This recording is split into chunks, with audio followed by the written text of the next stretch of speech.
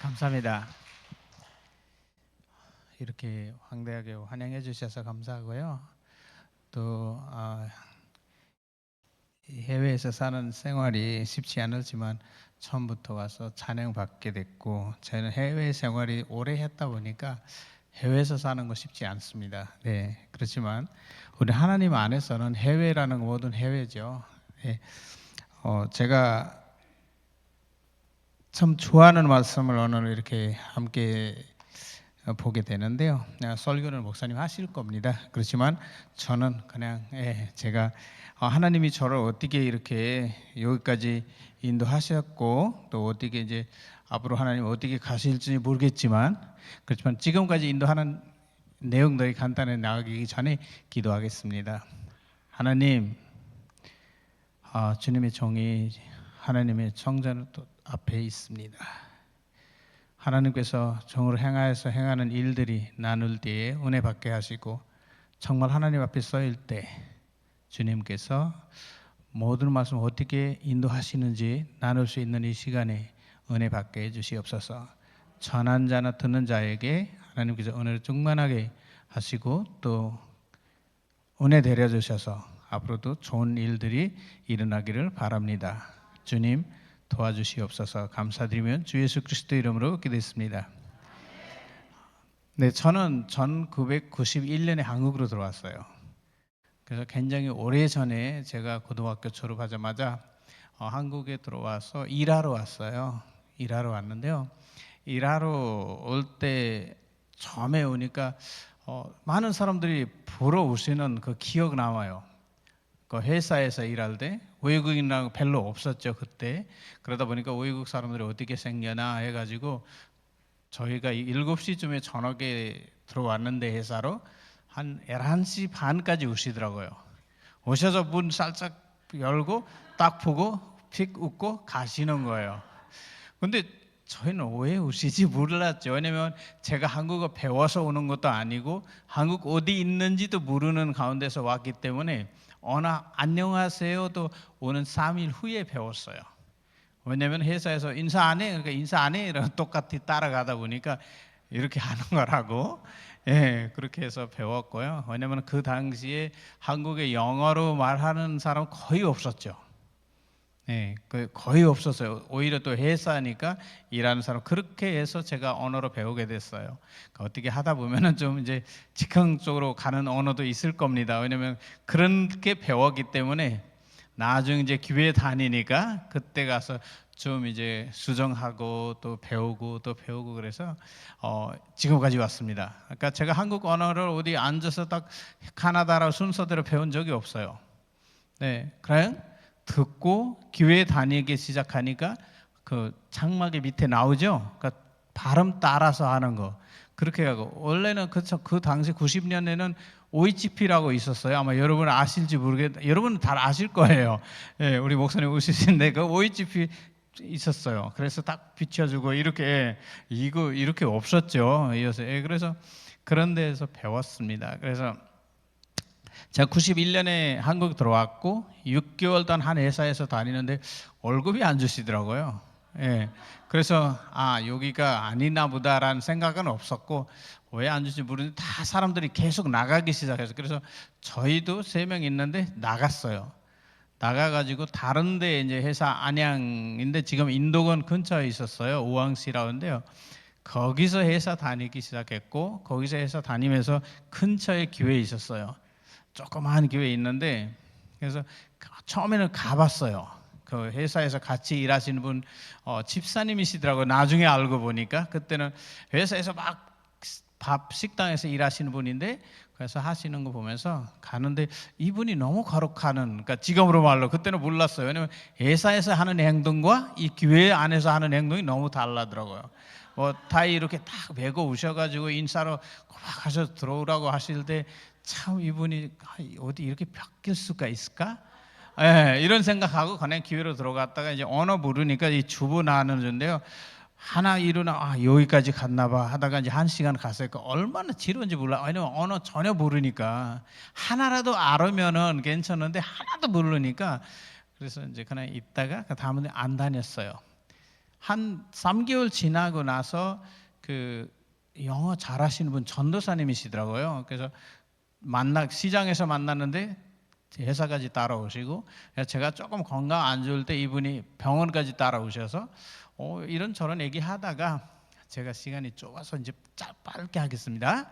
그래가지고 이런저런 얘기하다가 이분이 오라고 하셔가지고 다시 제가 이제 그분하고 티코 잘하고 있었어요. 그 전에 한국에 티코라고 90년, 94년, 3년 그때 인기 있는 차 싸고 좋다고 하지만 물론 이제 다 놀리는 것도 있었고 껌패티면 붙는다 그러고 막 이렇게 좀 그런 차 있는데 이 전도사님이 그 차에 앉아서 전도를 하셨어요.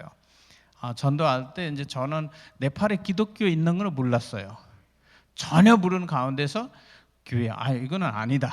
저하고는 안 된다. 그리고 저희 아버지가 힌두교 교장 선생님이 있어요. 학교 교장 선생님이셨고 힌두교 대학 나오셨고 그러다 보니까 더 안 되는 거고 저한테는 새롭게 기독교 되는 거는. 근데 한국에서 처음 볼 때는 십자가 보이잖아요.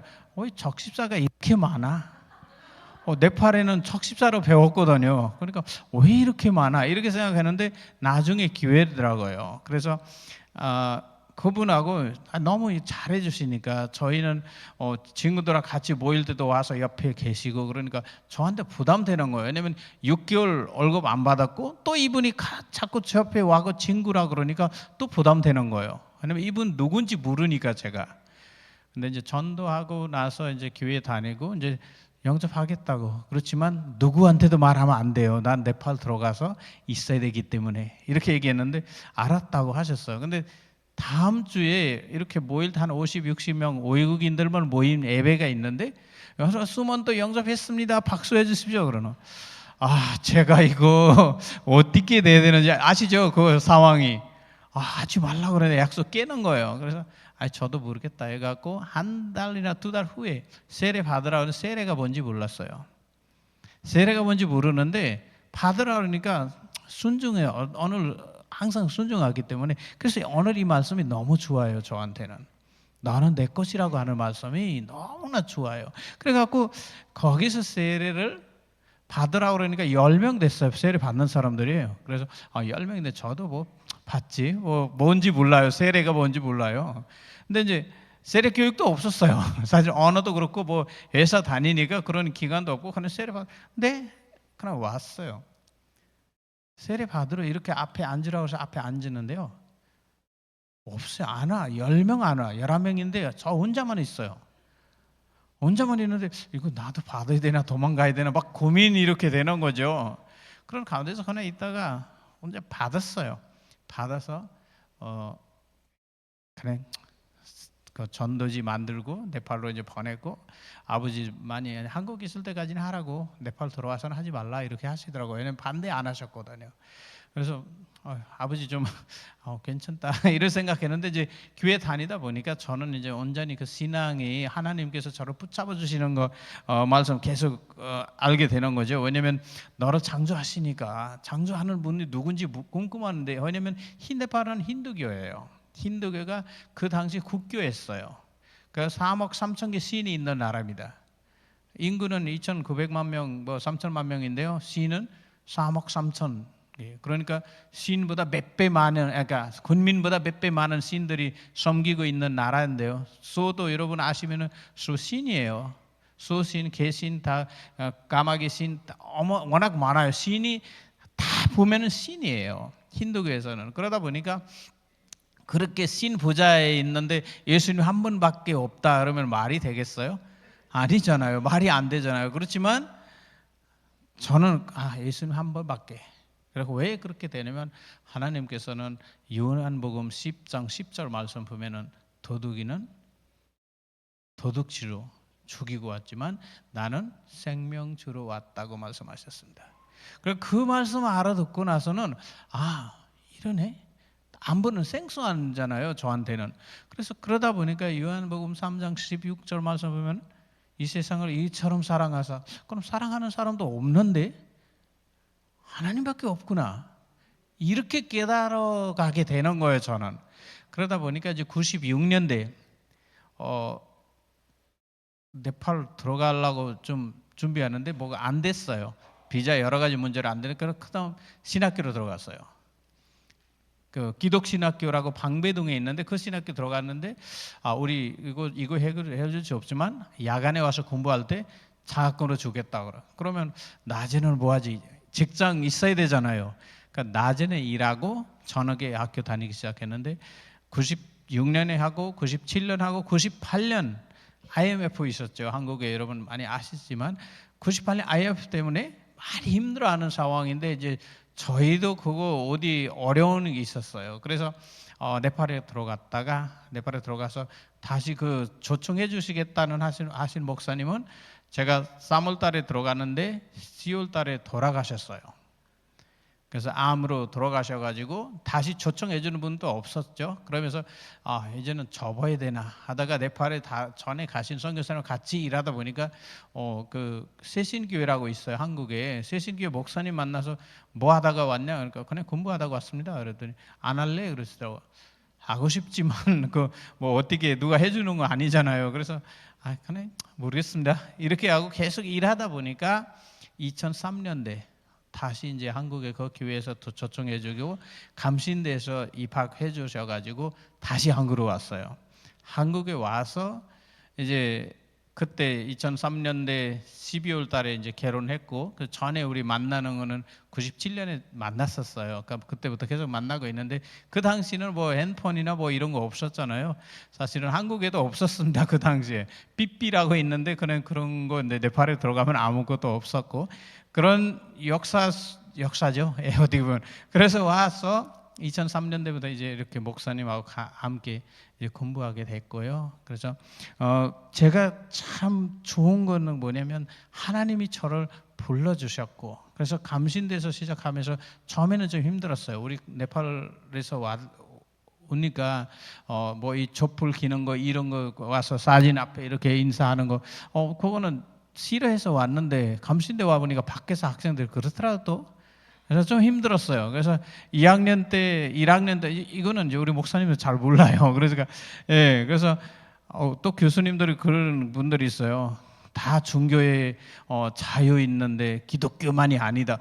그럼 우리가 왜 이 고생하지? 왜냐면 집에서도 반대하죠. 다 반대하는데 그럼 제가 왜 고생해야 되나? 엄청 시험 들었어요. 시험 들어서 그 가운데 이제 이덕주 교수님하고 계시는데 이덕주 교수님하고 이제 면담하다가 이런 데 가려야 되기 때문에 좋은 사람 되려면 가려야 된다고 이제 계속 이제 설명해 주시고 인도해 주시고 또 예배 드릴 때 상담해 주셨어요. 그러면서 이제 2학년 올라가고 이렇게 3학년 이렇게 이제 다음에 이제 천천히 3학년 가면서는 완전히 알게 됐죠. 이제는 그 어린 신앙 아니니까 이렇구나 이렇게도 할 수 있구나 이렇게 생각하고 하다가 이제 2009년에 졸업했어요. 2009년 졸업했고 졸업하자마자 네팔로 들어갔어요. 네팔 들어가서 한 6개월 정도 있으니까 뭐 해야 되는지 깜깜하는 거예요. 다시 한국 들어왔어요. 한국 들어와서 삼성화재 들어갔어요. 삼성화재 들어가서 제가 목적은 달라지는 거죠 이제. 그래서 또 네팔 예배 하라 그래가지고 이제 그 안산 제일교회라고 아마 여러분 아실지 모르겠는데 큰 장로교회 있어요. 네팔 예배부가 있으니까 와서 맡아달라고. 원래 거기 많이 예배 드리고 있다는 소문 들었는데 제가 가니까 딱 2명 있더라고요. 그래서 네팔 예배부 담당하라고 그래서 주말 사역으로 2명만 있는데 우리 이제 아이까지 해서 3명, 5명 됐잖아요. 6명 돼버리니까 예배 드리기 시작했습니다. 그리고 주말 사역 되고 직장 안전하게 삼성화재라면 웬만하면 괜찮은 직장 들어가고 그래서 둘 다 하다가 한 3개월 동안 너무 행복했어요 저희. 왜냐하면 학생 때 너무 어렵고 힘들어서 공부했지만 이제는 아이도 좀 자라가고 있고 또 우리도 행복한 거 했는데 저 마음에는 너무 힘드는 거예요 이거. 나 진짜 신학교 왜 공부했지? 이러려고 그냥 아침에 갈 때 그렇고 저녁에 올 때도 불편하게 해서 저희 아내랑 얘기를 했어요. 여보 이거는 너무 아닌 것 같다. 그래가지고 그럼 준비해야 된다. 그러니까 원래 선교사 훈련 한 학기 했는데 2학기로 훈련 시작했고 2학기 훈련을 이제 또 해외 가야 되니까 또 저도 해외 와서 살았습니다. 그랬더니 그거 안 된대요. 다시 가야 된대요. 그래서 스리랑카로 갔다가 가족들이 다 스리랑카 갔다가 2주 거기서 해외 훈련 받고 와서 이제 다시 이제 사표 내야 되겠다라는 생각 들었어요. 만족하는 거는 있었죠. 왜냐면 사역은 사역대로 하고 있고 직장도 다니고 있고 어떻게 보면 사람 만족하는 거는 만족도가 있는 것 같아요. 그렇지만 마음에는 이거 편안한 거 없어요. 그래서 그때 깨달은 거 뭐냐면 사람이 돈으로 편안한 거 없구나. 돈으로는 편안될 수가 없구나라는 생각하는 거예요. 직장도 있고 안전적이 있는데 근데 제 마음은 불안한 거예요. 그래서 이제 아내하고 얘기를 나누면서 기도하다가 2011년에 이제 들어갔어요. 네팔에 들어가서 그러니까 이제 개척했어요. 교회 개척해 세계 선교 교회라고 이제 개척했고 지금 교회 개척하는 지가 16년 정도 되는데 15년 16년인데 한 40에서 50명 모이고 저희 지혜교회가 9개 있어요. 다른 데 9개 있고 그다음에 이제 저는 신학교는 사실은 제가 꼭 신학교 해야 되겠다는 생각 없었어요. 그렇지만 그 있는 선교사님 같이 있다가 하자고 해서 이제 같이 하게 되는데요. 처음부터 어떤 다른 선교사님은 건물을 이렇게 지어주시고 그네 있는 건물에서 학생들이 없는 건물에는 뭐 아무것도 없잖아요. 그렇지만 이제 저희가 시작해서 2011년에 9월 달부터 이제 제자 훈련이라고 이제 열 몇 명 이렇게 학생들 모아서 제자 훈련 시작했고 그 다음에 이제 2012년부터 네팔 감리교 신학대학교라 이렇게 만들어서 학부 과정 시작했습니다. 그래서 꾸준히 그때부터 계속 하고 있고 아직도 제가 학장 중장으로 있고요. 그래서 그 학교가 2022년에 와서 대학원 시작하자. 그래서 대학원까지 이제 저희 학교에서 대학원까지 이제 하고 있습니다. 그래서 2회 졸업식 6월 달에 끝나고 제가 이제 미국으로 들어왔는데요.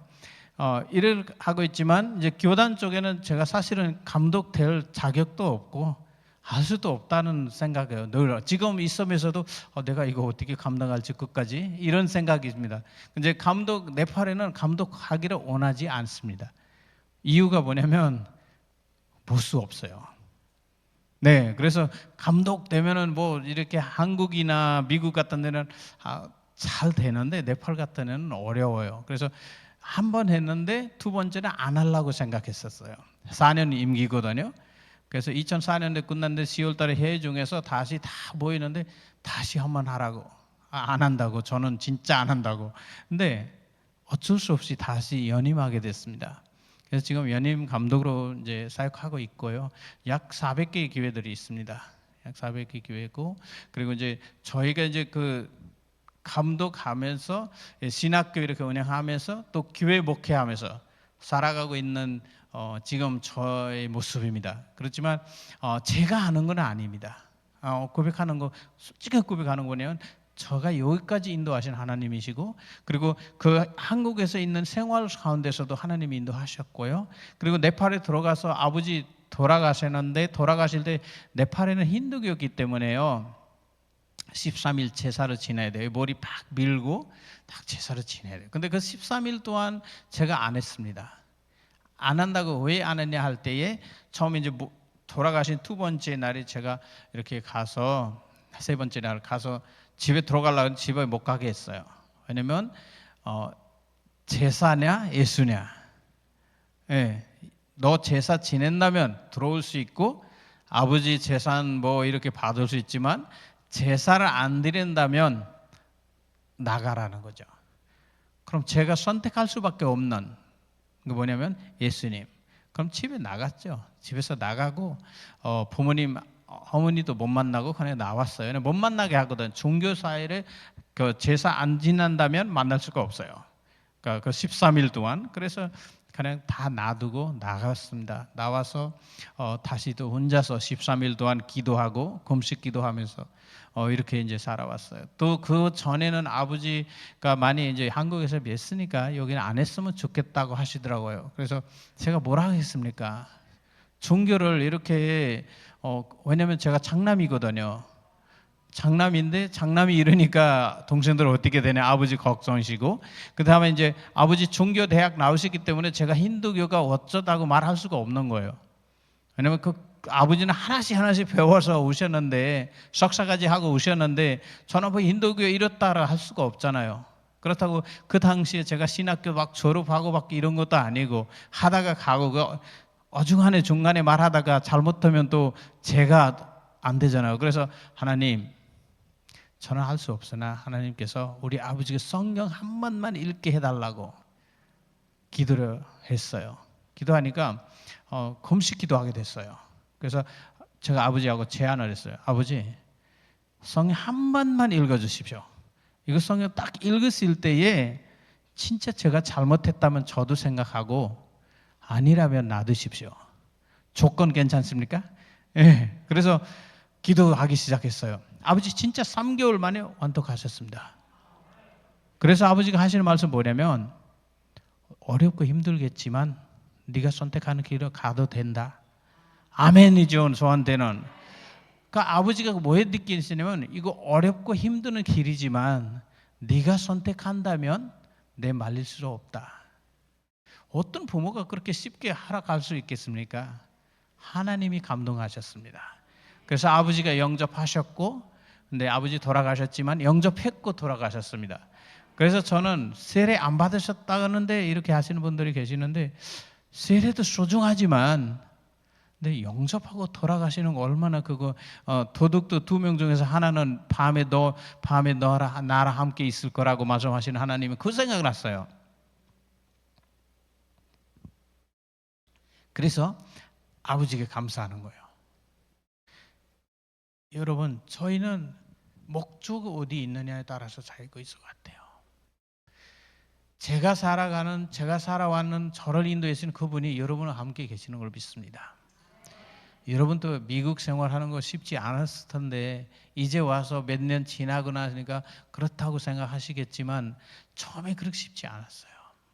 저도 외국인 생활, 그러니까 이제 한국에 와서 뭐 여러 가지 조건이 있었죠. 한국 국민증 딸 수 있는 그런 것도 있었는데, 물론 돈이 없었죠. 돈이 있었으면 아마 딸 텐데, 뭐 보조금 이런 거 있어야 되니까 이런 거 있어서. 그렇지만 그 가운데서 제일 편안한 거 뭐냐면, 저한테 없어도 제가 도울 수 있는 사람 되는 것을 너무 감사하게 되는 거예요.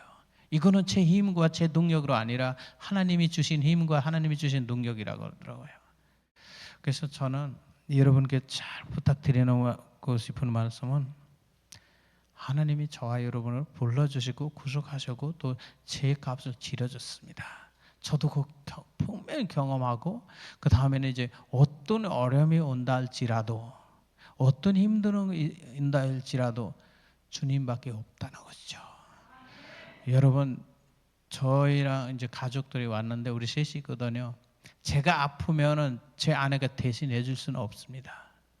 제가 아파도 제가 계속 어디 건드릴 수밖에 없죠. 그 옆에 있어서 도움이 아니라 하나님이 함께 계셔야 도움이 되는 것입니다. 위로해 주시는 분은 그분이밖에 없다는 것입니다. 그 깨닫고 나서는 너무나 감사하는 거예요. 제 삶에서 가끔씩은 어려운 게 없겠습니까? 한 400개 넘게 교회들이 같이 함께 사역하고 있는데, 그거 빼고 또 따로 우리 지교회라고 또 한 9개 있고, 또 인도 선교사 보냈는데 이제 올해 들어왔어요. 너무 힘들어가지고 이제 못하겠다고 해서 네팔에 와서 목회하고 있죠 지금. 왜냐면 인도가 너무 강하거든요. 네팔도 마찬가지입니다. 우리 기독교는 불법입니다. 합법적으로 종교 아니에요. 네팔에서 인정 못 받아요. 잘 얘기하다가 선생님 뭐 이렇게 하다가, 일은 뭐 하세요? 목회자예요. 그러니까 얼굴이 싹 편해요. 네, 싹 편해서 그래? 목소리 톤이 달라요. 그렇지만 하나님은 우리를 사랑하십니다. 심지어 그 국경, 인도와 네팔 국경에는 와서 교회 부서지고 이렇게 예배 드릴 때 와서 막 누가 기독교야 손 들어, 누가 손 들어겠어, 막대기 들고 있는 사람 앞에서. 이거 봐, 아무도 없는데 그냥 하는, 그러니까 막 기억하죠. 그러면서도 교인들이 반대 안 합니다. 우리가 말하는 거 뭐냐면 하나님이 함께 계십니다. 그래서 막 반대하고 막 손 들고 이래도요, 신고도 하지 않아요. 신고해봐야 우리 편이 없거든요. 기독교 편이 없어요. 근데 반대로 가서 이분들이 신고해요. 그 교회가 시끄럽다고, 그래서 우리가 이렇게 예배 방해했다고 신고해. 그래서 경찰들이 놀래요. 그래서 그런 사건이 일어났어요. 왜 당신들이 이렇게 방해하고 때리고도 신고 안 하냐? 신고해서 뭐합니까? 예수님 이름으로 우리 용서해 준다고. 그러니까 이제 그 경찰이 하는 말이 뭐냐면, 앞으로 다시 여러분 가서 예배 방해하면 여러분 잡겠다. 그런 사건들이 많이 있어요. 그거는 우리 힘으로, 우리 능력으로 되는 거 아니라요, 하나님의 힘입니다. 하나님이 우리 편에 있기 때문에 참고 건디면 하나님이 함께 하신다는 말씀. 그래서 이 말씀, 오늘의 말씀은 너무 좋아합니다. 저는 너는 내 것이라. 그래서 저희 학생들한테도 그렇습니다. 여러분, 우리 삶은 어렵고 힘들고 그렇지만 하나님과 함께 있는 삶을 제일 은혜스럽습니다. 그렇지만 하나님 함께 계셔야만이 알 수 있습니다. 어렵다고 막 힘들어하지 말아라. 힘든 거 누가 세상에 안 힘든 사람 어디 있겠습니까? 돈 있는 사람도 더 힘들고 없는 사람도 힘들지만 있는 사람 더 힘들어요. 누가 먹을까 봐, 가져갈까 봐, 이거 더 무서워요. 없는 사람은 오늘 벌고 오늘 먹고 없어서 끝나는 거거든요. 그래서 그렇게 말하면은 참 맞습니다 이래요. 근데 여러분, 네팔도 마찬가지예요. 지금 대부분 해외, 그러니까 지금 고등학교 졸업해서 뭐 할 거냐 물으면 해외 간다고. 그렇죠. 감사하는 거, 우리 학교는 매 10명에서 15명 지원하고 있어요. 신학교. 너무 감사하는 거예요. 그래서 이번에도 대학은 벌써 10명 정도 지원했고요. 이제 나머지는 이제 또 하고, 학부생도 또 지원하고 있고요. 왜냐면 이거는 하나님이 하시지 않으시면 안 됩니다. 신학교들 많은데요. 우리 학교가 제일 늦게 시작하는 학교, 감리교 신학대학교. 2012년에 얼마 안 되죠. 15년, 16년밖에 안 되잖아요. 근데 진짜 울수 학교처럼 대부분 선호하게 되는 거예요. 나 감신대 가겠다. 다른 학교 다니는 형들, 다른 학교 다니면 동생은 우리 학교로 보내죠. 그러면 교육을 철저히 합니다. 이때 학생들이, 젊은 애들이 핸폰 못 찾고 어떻게 살아요? 제 아이도 핸폰 없으면 어렵다 아빠, 이거는 어떻게 사냐 이러는데 다른 애들은 어떻게 살겠습니까? 그렇지만 학교 들어오면 주일부터 금요일까지 핸폰 없어요. 손에 다 학교가 압수해. 금요일날 오후 줘요. 그리고 토요일날 전화기 다시 돌려줘요. 이렇게 하고 신학교 공부하니까 그러니까 우리 미래에 있다는 거죠. 생각하는 거예요. 그렇게 이분들이 전체 15명 다 하겠다는 생각 보장 없지만 이 중에서 2명만 목회 잘해도 세상을 변하겠다. 한 번 할 때 한 학생, 한 학기에 있는 학생들이 2명만 변화돼도 세상이 변화되는 것으로 믿습니다. 그래서 저는 여러분께 부탁드리는 것은 정말로 우리가 하나님이 너는 내 것이라 하는 이 말씀 붙잡고 저와 여러분 살아가는 여러분 되시기를 부탁드립니다. 그리고 지금 하는 사역 가운데도 여러분 기도해 주시고요. 네팔 감리교 신학교 제일 제가 마음 항상 가는 거 신학교입니다. 왜냐하면 이 학생들이 키워서 교육 받아야 변화되는 거거든요. 네팔에 계신 목사님들이 한 80%가 대학 안 나오시는 분들입니다. 그냥 은혜 받고 성경 조금 읽었다면 나 목회하겠다. 그러면 사역사가 없으니까 그럼 하십시오. 안수를 주고 사역하는 분들이 많아요. 그래서 이제 이거 변화되려면 이 젊은들이 공부하고 들어가야 됐거든요. 그래서 미자립 교회가 95% 이상 미자립 교회예요. 그렇지만 이렇게 소망 갖고 오는 학생들이 참 하나님의 가까이 갈 수 있는 그런 날들이 바라보면서 기도해 주시길 부탁하고요. 두 번째로 이제 우리 가족과 제가 맡고 있는 세계 선교 교회를 위해서 기도해 주시고요. 왜냐하면 저희 교회가 앞으로 2030년까지 15개 교회 세울 예정이에요. 우리 목표는. 근데 어떻게 될지 모르지만 지금 9개 되는데 이제 앞으로 6개만 남았다. 주님 이렇게 하지만 나의 과거 있고 여러 가지 필요한 것들이 있지만 하나님이 원한 대로 갈 수 있도록 우리 가족으로 건강하게 하고요. 이제 세 번째 지금 감독 임기가 아직 2년 남아 있어요. 2007년까지. 그래서 2007년까지 잘하고 정말 다른 좋은 사람한테 넘길 수 있도록. 왜냐하면 네팔 감독 영원한 감독 아닙니다. 한 번 돼서 임기가 끝나면 끝나요. 그래서 잘할 그런 임기 또한 잘할 수 있는 목회자기를 부탁드립니다. 기도하겠습니다. 하나님, 오늘도 하나님께서 우리를 이렇게 은혜롭게 해주시니 감사합니다. 아버지 도와주시옵소서. 무엇보다도 우리가 이 만남 가운데서 의연이 아니라 주님의 계획을 있을 줄로 믿습니다. 감사드리면 주 예수 그리스도 이름으로 기도했습니다. 아멘.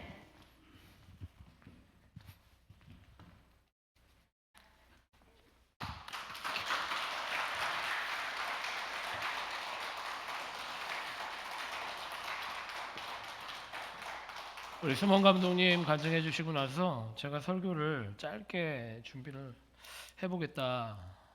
제 계산이 있었어요. 왜냐하면 수몬 감독 학창 시절에도 그랬어요. 어떤 사람이시냐면 우리 감리교신학교 옆에 보면 되게 맛있는 떡볶이집이 있거든요. 여러분 떡볶이 맛있는 거 하면 어떤 맛이라고 생각하십니까? 짜고 맵고 달고, 그러니까 이 자극적인 맛의 극치입니다. 근데 대부분 그 떡볶이 집을 가는데 수몬 감독님 어떤 사람이냐면 된장국 같은 사람이에요. 전혀 자극적인 게 없어요. 대부분 뭐 이렇게 뭐 선교사님들 오시거나 해외에서 목사님들 오시면 간증하시거나 설교하실 때 감동을 주려고 노력하시잖아요. 그죠? 뭐 이런 변화된 것들, 어떤 이런 이 스펙타클한 것들 얘기해 주시느라 시간이 다 가는데 제가 예상을 했어요. 여러분 어떠십니까? 감독님 얘기해 주시는데 그냥 담백하게, 그죠? 제가 염려했던 게 이 담백하게 드라이하게 예배가 끝나면 어떡할까 그런 고민이 있었는데 역시 대단하신 분이네요. 하나님이 일하시는 줄 믿습니다.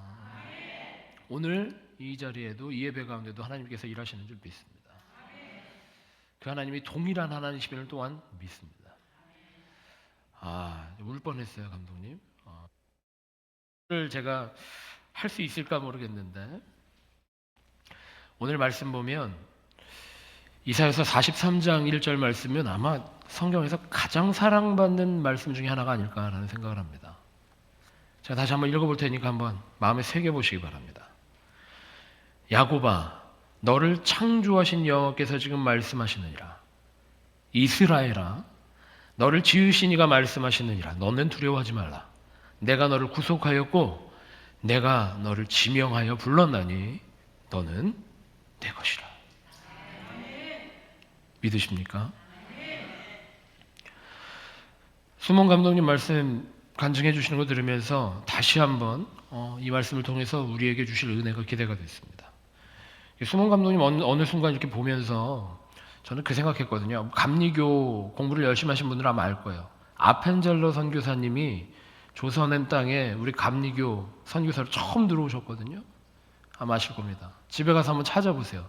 아펜젤러 선교사님의 그 사진이 있어요. 수몬 감독님 얼굴이 그거랑 되게 비슷해요. 그래서 네팔 감리교의 아펜젤러 같은 역할을 지금 감당하고 계시는 것 같습니다.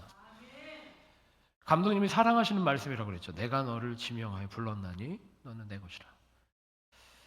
감독님이 담백하게 얘기하셔서 그렇지 인생의 우여곡절이 참 많으신 겁니다. 아버지가 네팔 안에서도 상당히 영향력 있는 분이셨는데 수몬 감독님이 그런 것들을 다 내려놓고 하나님이 부르셨으니까, 하나님이 너는 내 것이라 라고 지명하셨으니까 순종하는 마음으로 여기까지 오셨고, 또 감리교 신학교 세워서 이 감리교가 건강하게 성장할 수 있도록 노력하고 계시는 걸 보면서 제가 감동인데, 여러분은 여러분 인생에 감동이 있으십니까? 여러분 어떠세요? 하나님께서 너를 내가 지명하여 불렀나니 너는 내 것이라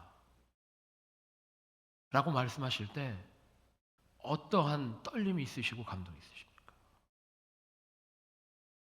때로는 그렇습니다. 하나님이 부르시는 게 난 들리지 않습니다.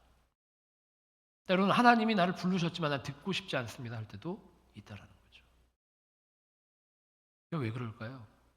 우리의 상황과 우리의 조건들과 우리의 환경이 다 다르기 때문에 그렇습니다. 오늘 우리가 맥주감사주일 예배를 드리고 있는데 여러분, 맥주감사주일 지나고 나면 우리가 뭘 하느냐? 교인총회를 합니다. 교인총회를 하면 우리가 넘버를 보게 돼 있어요. 교인이 얼마나 늘었는가 줄었는가, 우리가 헌금을 얼마나 했느냐, 또 얼마나 하지 못했느냐, 이 넘버들을 집중하느라고 우리가 진짜 집중해야 되는 것들을 놓칠 때가 있어요. 하나님이 나를 불러주셨다라고 하는 감격을 놓칩니다. 하나님이 불러주셔서 우리에게 주신 소명을 놓칠 때가 있습니다. 우리가 이 전반기를 돌아보면서 맥주감사주일로 지키는 데는 이유가 있어요. 지난 6개월을 주님께서 역사하셨기 때문에 우리가 여기 서 있습니다라고 하는 고백이 없으면 우리는 온전하게 서 있을 수가 없습니다. 우리 옆에 있는 분들에게 한번 인사해 볼까요? 주님이 인도하셨습니다. 그렇게 인사해 보겠습니다. 그리고 또 여기서 중요한 게 있습니다. 우리가 돌아보면 주님께서 인도하신 것들을 헤아릴 수 없이 많이 발견하게 되거든요. 그럼 앞으로도 주님께서 그렇게 충만한 은혜로 우리 삶을 붙드시는 거죠. 옆에 있는 분에게 다시 한번 인사해 봅니다. 주님께서 하실 것입니다. 그렇게 인사해주세요. 우리 성도들 간에 지금 여러 가지 조건들이 있습니다. 여러 가지 환경들이 있고, 인생이 힘든 순간을 넘어가시는 분들도 있고, 인생이 어려운 순간을 넘어가시는 분들도 있습니다. 그 상황에도 주님은 우리와 함께하고 계십니다. 오늘 본문 말씀을 그렇게 시작하거든요. 야곱아라고 시작합니다. 그리고 또 한 번 부르십니다. 이스라엘아라고 부르십니다. 우리가 43장 이후 1절 후반부 말씀에 집중한 나머지 여기를 우리가 집중하지 못, 우리를 놓치는 경우가 있어요. 내가 너를 지명하여 불렀는데 그 하나님이, 나를 불러주신 하나님이 어떤 하나님인지를 우리가 모르고 지나갈 때가 많더라고요. 이 이사야서 말씀이 기록된 당시가 언제냐면 이스라엘이 망하고 나서입니다. 이스라엘이 아예 망한 이후예요. 말세다 이 정도가 아니라 이스라엘이라고 하는 나라가 아예 망해버린 이유입니다. 망해서 이스라엘 백성들이 바벨론의 포로로 끌려간 이후에 기록된 말씀이 이 43장 말씀이에요. 이스라엘이라고 하는 이름이 그 히브리인들에게 얼마나 긍지 있는 이름입니까? 그죠? 지금도 우리 유대인들 보면 이스라엘이라고 하는 이름을 얼마나 긍지를 갖고 있습니까? 이스라엘이라고 하는 이름의 뜻이 뭡니까? 하나님과 겨루어 이겨보았다라는 거예요. 하나님과 겨루어 보았다. 하나님이 나에게 승리를 주셨다라고 하는 이름이 바로 이스라엘이라고 하는 이름인데, 지금 그 이름이 어떻게 된 거예요? 망해버렸단 말이에요. 긍지 있었던 그 나라가 아주 처참하게 무너졌습니다. 포로가 됐어요. 여러분, 그 상황이라면, 여러분이 포로로 잡혀가셨다라고 한다면 여러분 어떻게 고백하시겠습니까? 신앙의 끈을 붙들 수 있으시겠습니까? 우리의 조건 때문에 하나님 바라보는 게 아닙니다. 하나님이 거기 계시기 때문에 우리는 하나님을 의지하는 겁니다.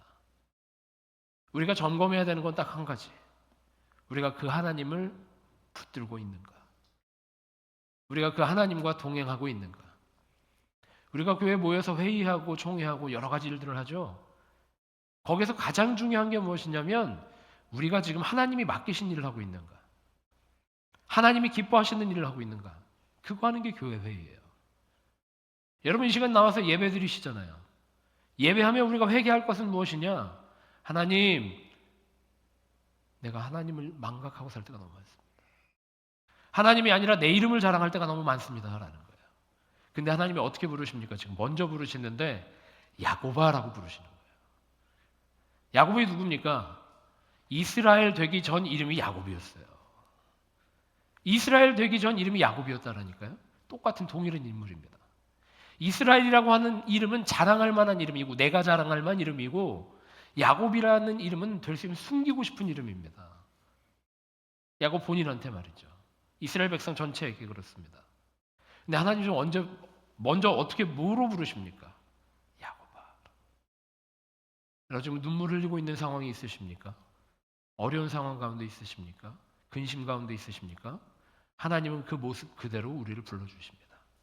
그 모습 그대로 내가 너를 지명하여 불렀나니 너는 내 것이다 라고 말씀하고 계시다라는 거예요. 한번 따라해 보실까요? 내 이름을 본인들 이름을 부르시면서 따라해 보시는 겁니다. 성근아, 다시 한번, 성근아. 누가 성근아라고 했어요 지금? 본인 이름 부르시라고요. 성근아, 내가 너를 지명하여 불렀다. 너는 내 것이다. 아멘이십니까? 수몬 감독님이 목회하고 계시는 네팔 땅에서도 하나님이 역사하고 계시고, 우리 뉴욕 베델교회 가운데도 하나님이 역사하고 계십니다. 우리 뉴욕 베델교회 모든 가정 가운데에서도 때에 따라 역사하고 계시고, 상황에 따라 위로하고 계시고, 일으켜 세워주고 계시는 줄 믿으시기 바랍니다. 우리가 그런 마음으로 2025년도 후반기를 시작하게 될 텐데, 주님이 역사하실 겁니다. 주님이 일하실 것입니다. 제가 돌아봤어요. 제가 이번 2025년도 전반기를 어떻게 보냈는지 우리 교회 모든 사역들을 돌아봤는데, 한 달에 한 번씩은 큰 행사를 꼭 했더라고요. 제가 생각했던 건 아닙니다. 처음 우리 신년에 특별 새벽 기도 했습니다. 우리 사순절 기간에 고난주간 특별 새벽 기도 했습니다. 고난주간 특별 새벽 기도에 끝나자마자 우리 부흥회 했습니다. 또 그전에는 무슨 일이 있었느냐? 소리에 불러서 찬양 집회 했습니다. 그죠? 또 그리고 그 이후에 또 뭐 했냐? 여름 성경 학교를 또 독특한 담임 목사가 전교인이 해야 된다라고 해서 다 모여서 귀에 들리지도 않는 거, 우렁우렁 하는 거 들려가면서 2박 3일 동안 고생했습니다. 이거 정리하면 무슨 얘기냐면, 한 달에 한 번씩 우리가 모여서 진을 빼면서 훈련받았다라는 거예요. 여러분 참 고생이 많으십니다. 예, 이거 뭐 망나니 같은 담임 목사 만나서 고생이 많으신데, 여러분 우리가 이렇게 바쁘게 지나오는 동안 하나님께서 우리를 어떻게 조성하시고 만지셨는지를 발견할 수 있는 뉴욕베델교회 모든 성도들 되시기를 축복합니다. 우리가 다음 주에도 총회를 할 텐데, 총회하면서 우리가 숫자 그거 집중하지 않았으면 좋겠어요. 숫자 안에서도 일하고 계시는 주님을 봤으면 좋겠습니다. 아멘이십니까? 이건 아멘 크게 하셔야 되는 거예요. 숫자 안에서도 일하고 계시는 하나님을 발견하실 줄 믿습니다. 우리 가운데 역사하실 주님을 발견하시는 능력의 성도들 되실 줄 믿습니다. 우리가 오늘 귀한 말씀 또 귀한 간증 들었고 말씀 가운데 함께 하였는데, 주님은 오늘도 우리를 불러주고 계십니다. 내가 너를 지명하여 불렀나니 너는 내 것이라. 우리가 그거 놓치지 않으면 되는 겁니다. 그거 잊지 않으면 어떠한 상황 가운데서도 주님은 우리에게 승리를 허락하여 주십니다. 폭풍 속에서도 우리를 건져주신 하나님이신데, 고난 가운데서도 회복시켜 주시는 주님이 성경에 기록되어 있지 않습니까? 주님, 나를 불러주셨으니 감사합니다. 주님께서 여전히 나를 사랑하시니 감사합니다. 날마다 경험하며 살아갈 수 있는 우리 뉴욕베델교회 모든 성도들 되시기를 축복합니다.